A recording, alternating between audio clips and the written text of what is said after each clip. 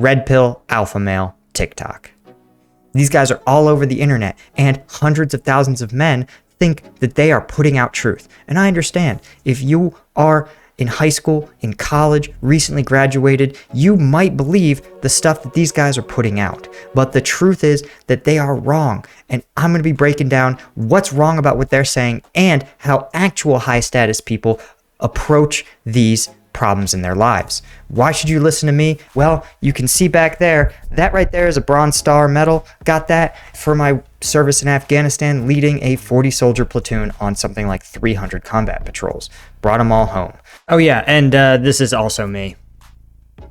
And I'm also happily married and have an income that's, let's just say it's in the top 1%. I say this not to make some sort of stupid status flex. I think it's tacky that people do that, and I hate that I have to do it in this video.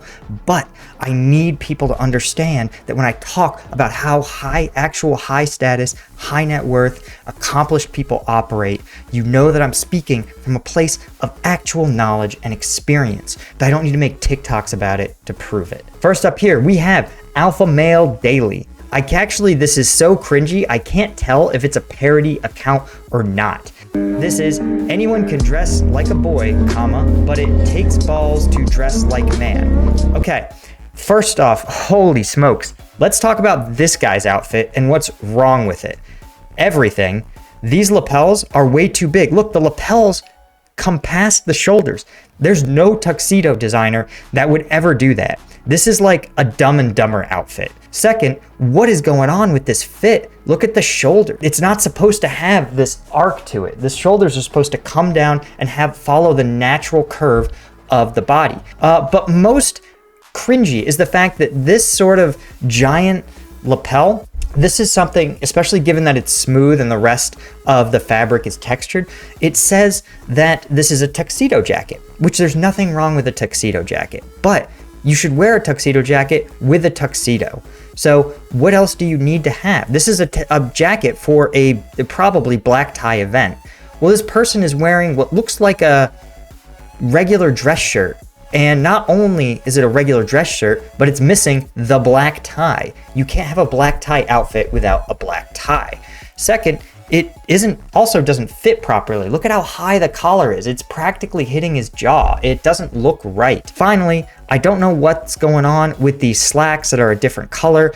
That also is not how a tuxedo jacket looks. If you tried to show up to an actual black tie event wearing this outfit, you would get rejected at the door. But also, the larger attitude of dress like a man is just wrong. The reason it's so wrong is because the actual rule is to dress appropriate to the situation. Actual high net worth people, actual high earners or high status people, they understand how to dress the right way for the situation. They dress appropriately, but guess what? If you have actual prestige, actual status, you don't need the clothes to communicate it. The clothes don't have to say it. I can tell you, I've spent time around $100 million net worth people. They might have had a really nice watch. Everything else was like not designer at all. It was stuff you can order from Amazon. If you want to wear the appropriate clothing to an event, you look at what everyone else is wearing. You go to a marina with all the yachts there. Guess what? You wear a t-shirt. Ideally, you wear your alumni t-shirt, right? Wherever you graduated college, because almost every high net worth person has graduated college. And you wear shorts. Doesn't matter what kind. White shorts, khakis, cargo shorts. No one's going to judge you. And you wear flip-flops. That's it. That's your outfit because it's the right clothing for the job. When I would have to do investigations down at the U.S. southern border, and I knew I was going to have to work with, say, Border Patrol, guess what? I wore tactical khakis, 511 khakis, and a moisture-wicking button-up shirt. And you know what happens? You wear the right outfit, doors open up, people talk to you. You show up with that same outfit to meet with Congress, and guess what? They're going to close the door. The lesson is not dress like a man, whatever the hell that means. The real lesson is you ask what's the right uniform and you show up in it. That's true in the military. It's true in the civilian world. It won't lead you astray. Now, let's take a look at another brilliant alpha male. This is Andrew Tate. Let's just watch his just brilliant take here. If you study hard, you can be a doctor. Go study medicine. Study, study, study. Give up your whole life in school. Then you get to be a doctor. You can't even buy a motherfucking sports car. When you see a man like me at 3 o'clock on a Tuesday morning at a gas station in a $400,000 sports car, do you look at me and go, he studied really hard in school? Or do you look at me and think, drug dealer? You must break the rules to make money. Doctors... No. Almost every facet of his argument is wrong.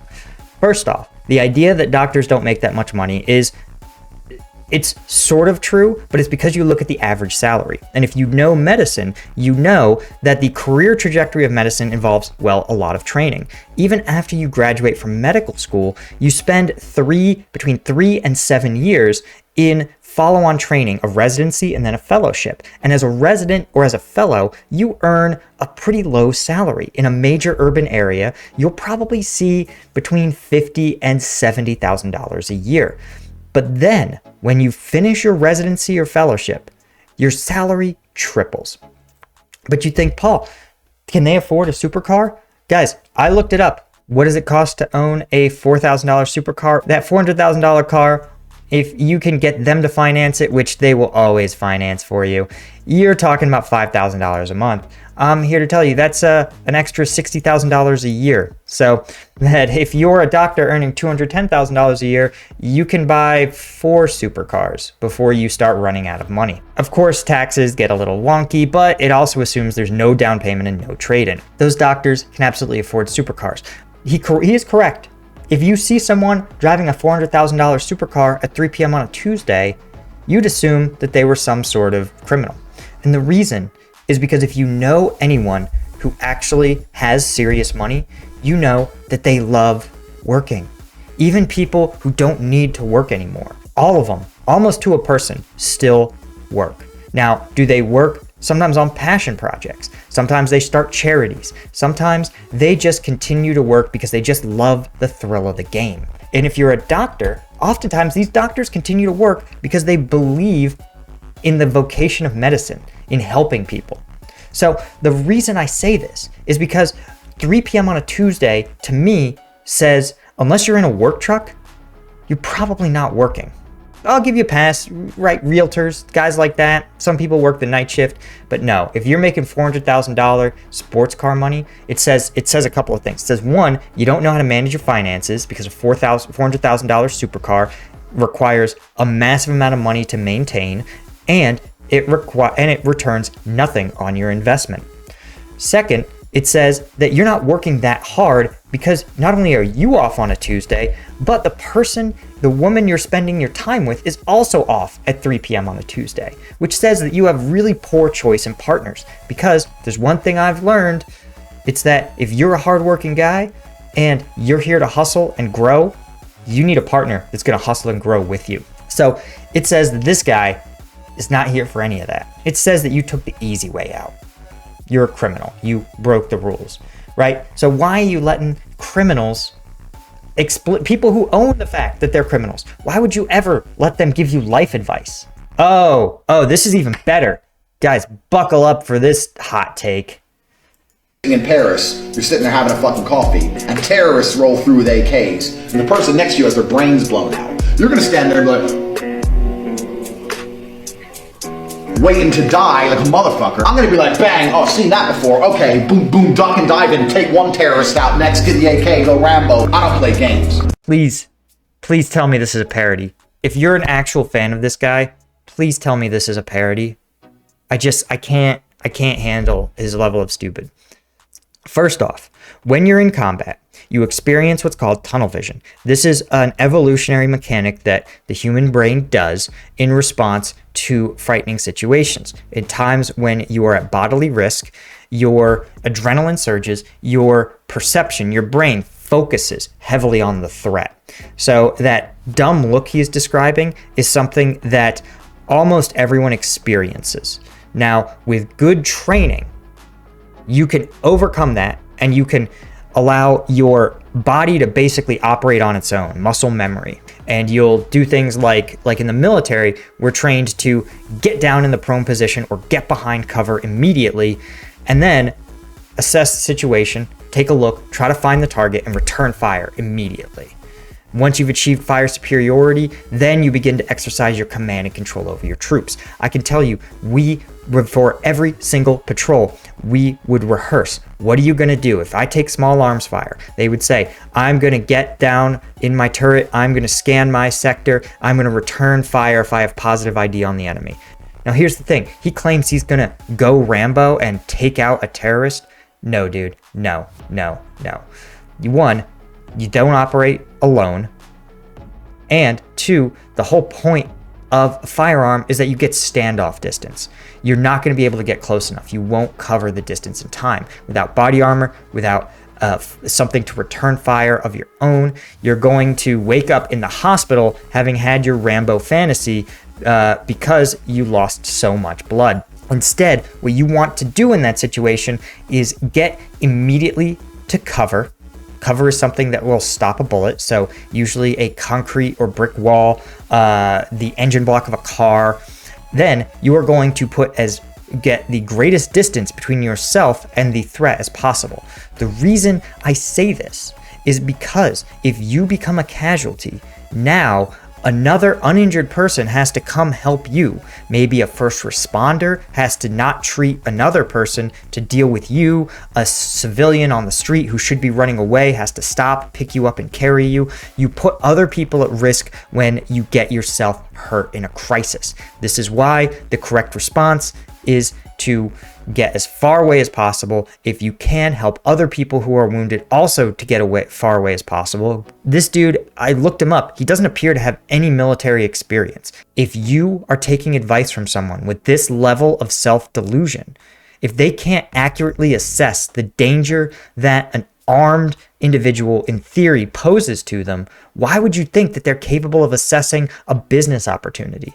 Ooh, here's another good one. This dude just can't stop talking about war despite having no military amongst men, which has been forgotten and lost. When you put enough men in the same room, there's a transference of energy that makes us feel invincible. I say all the time, your friends should bring out the worst in you. And when I say the worst, I mean, you know, when you're with your boys and you're loud. Because what used to happen evolutionarily is when large groups of men got together, you charged at the enemy. That's what you did. You ran at the spears. Even in World War I, World War II, they ran at machine guns, screaming.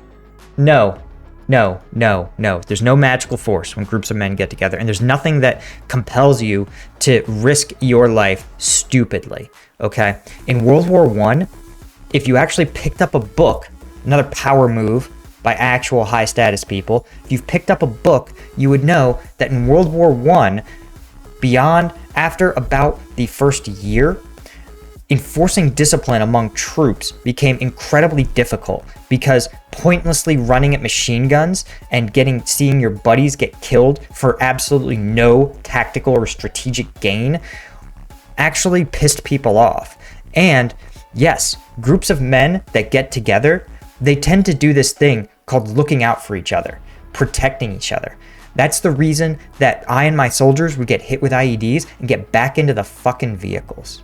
The reason is because we look out for each other. What you don't have, though, is a compulsion to charge at machine guns. Like, no, that's stupid. The point is, this bullshit about magic, about your friends bringing out the worst in you and that it's somehow good to become impulsive and stupid, a classic sign of low prestige, low accomplishment thinking. If you're a young man, you don't need to listen to alpha male TikTok. You just don't. Listen, make yourself better, find the people in your real life, in the real world, that are actually living the life you want to lead, and learn from them. Don't learn from some fake ass TikTok guru. Thanks a lot. I'll see you in the next one.